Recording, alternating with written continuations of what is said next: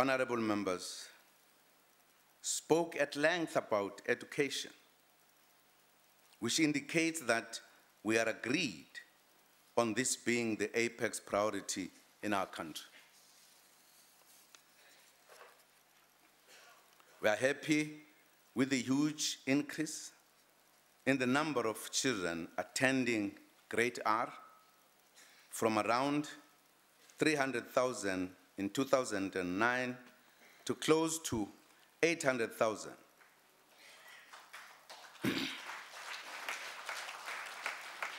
This demonstrates our determination to fix education from the foundations upwards. And we will certainly succeed to do so because we have examined what are the pitfalls, what are the problems of education, and we are now applying remedies. Honorable Shenge takes issue with the annual national assessment tests, which measure literacy and numeracy levels. The first annual results in 2011 supported our diagnosis that things needed to change in the basic education sector in order to produce better results. The Basic Education Delivery Agreement identified a number of required changes, including the introduction of workbooks and the training of teachers, which are being implemented.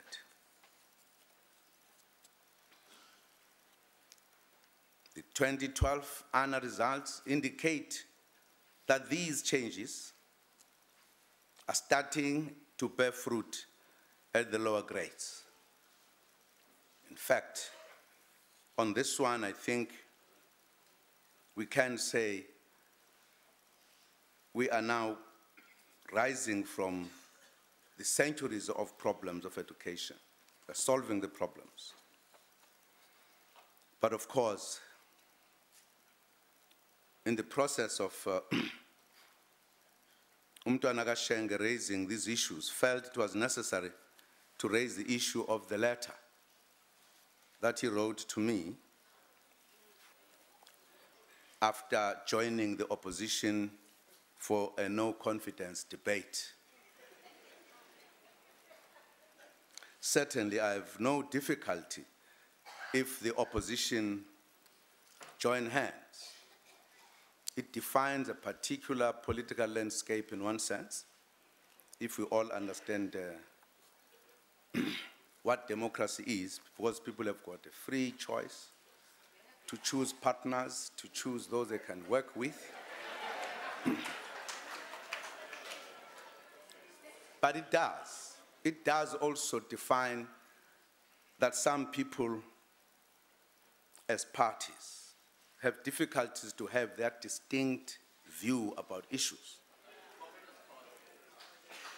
They must hang on others. They must hang on others and be very proud. We are together. We are together. Fine. That's democracy. That's democracy. But the reality is that it's always good in democracy when there is a view you can identify. This is party X, this is party X. Once it is blurred, you don't know which one is what. It's a problem. But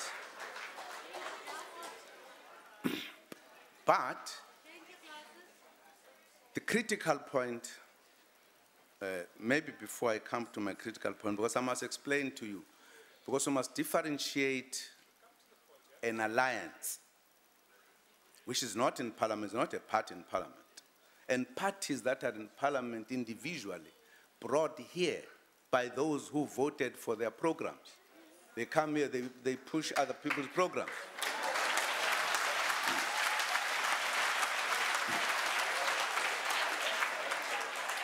the alliance is an alliance of organizations that were forged in the struggle, and those other parties are not here as individual parties.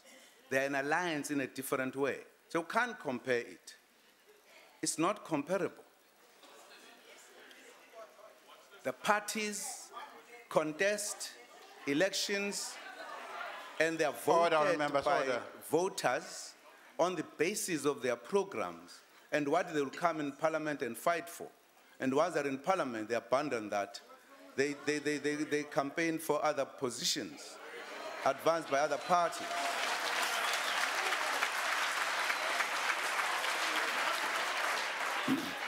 And I'm saying, leaving that aside, we are politicians. It paints a particular picture of the political landscape in the Parliament of South Africa. Some identities are beginning to disappear of some parties. But the point I was raising is that in the debate, Umntwana kaPhindangene raises an issue, and I have a problem conflating these issues.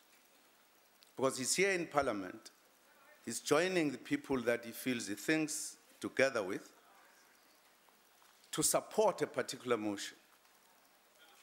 Now, thereafter, Umntwana writes a letter to me, having acted with other parties, now to explain to me why he did this. And then he's expecting a response from me. Now, I have a problem because myself and Umntwana kaPhindangene, we have had a lot of confidential discussions. And I've always respected those confidentialities. In fact, Umntwana will remember, I'm not in the tendency of writing letters. If I want to talk to him, he knows I ask for a meeting and I discuss with him, whatever issue, whether the issues could be so confidential or party issues. And I'm not, therefore, wanting to respond to that matter. I just think it's a little bit uncomfortable because each time there is a debate here, and then I've got to be reminded about the letters, then I've got to raise other issues that I've raised confidentially, and I don't think it's correct, about a range of issues. Now, it looks like whatever goes wrong, whether in the IFP or whatever, then I must be the one to blame. I can even raise some very humble advice I've given in the past, confidential, that I cannot talk about here. I don't think it's right. Part of the reason I have this problem because we went to a prayer asked by His Majesty the King. And there, we're given a chance to speak, and I was to blame about things that are happening in this country. I think it's not right, and I would really request that we should not continue with that, because otherwise I'm going to raise issues, and I can't even say what issues we raised, we discussed. Let us not score point in a wrong way.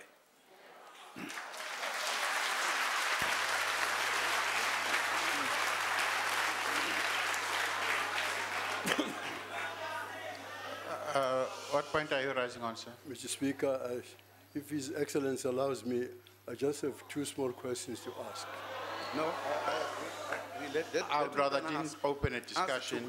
Pardon? I wouldn't want to open a discussion. We But want the the President to has continue. nodded that he gives me the permission. The President turned to you and nodded to you. In other words, he has no objection to it. Mr. President, you prepared to take a question? yes, I am. Proceed, sir.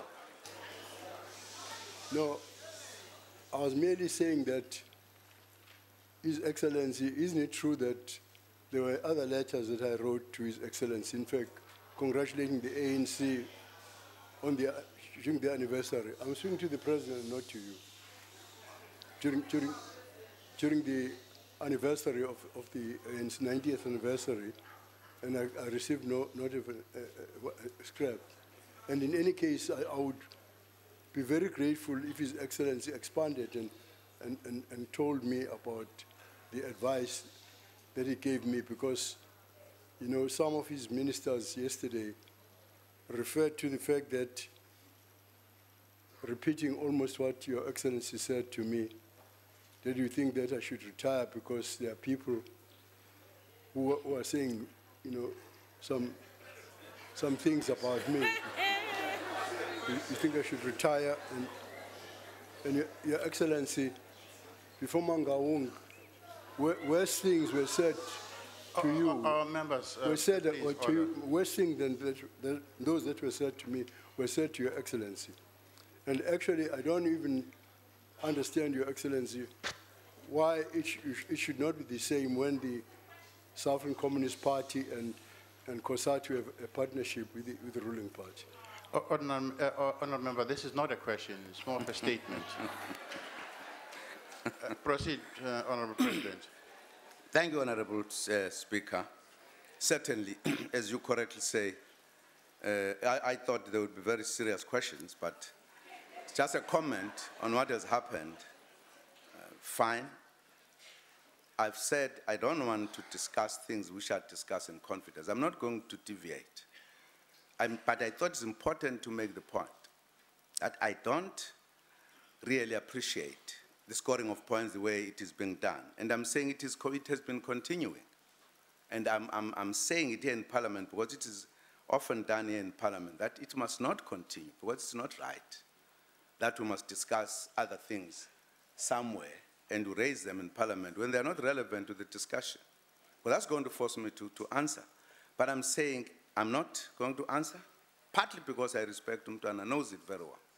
When I have an issue with him, I ask for a meeting, we discuss. And I've done it many times. That's the point I'm making. And I'm just saying, let us disabuse ourselves of that kind of situation. Sir, what many times is many times, sir? It's many times. What is many times? Many times is please many proceed. times.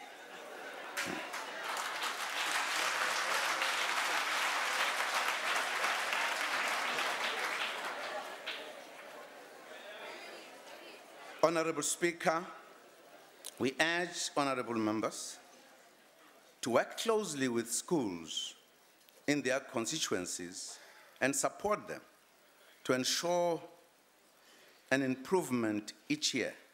Members of Parliament cannot be spectators. Education is a societal issue.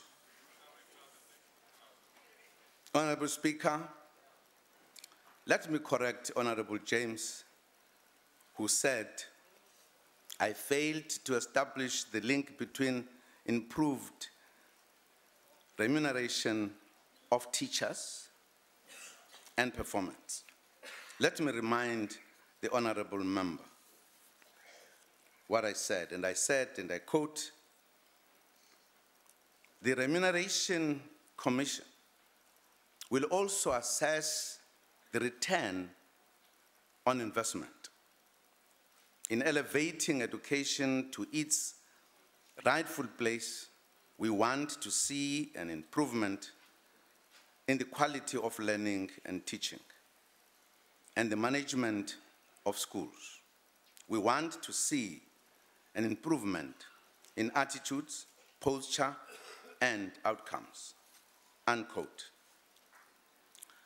If he had listened, he would have heard these words, that there was a link that was made.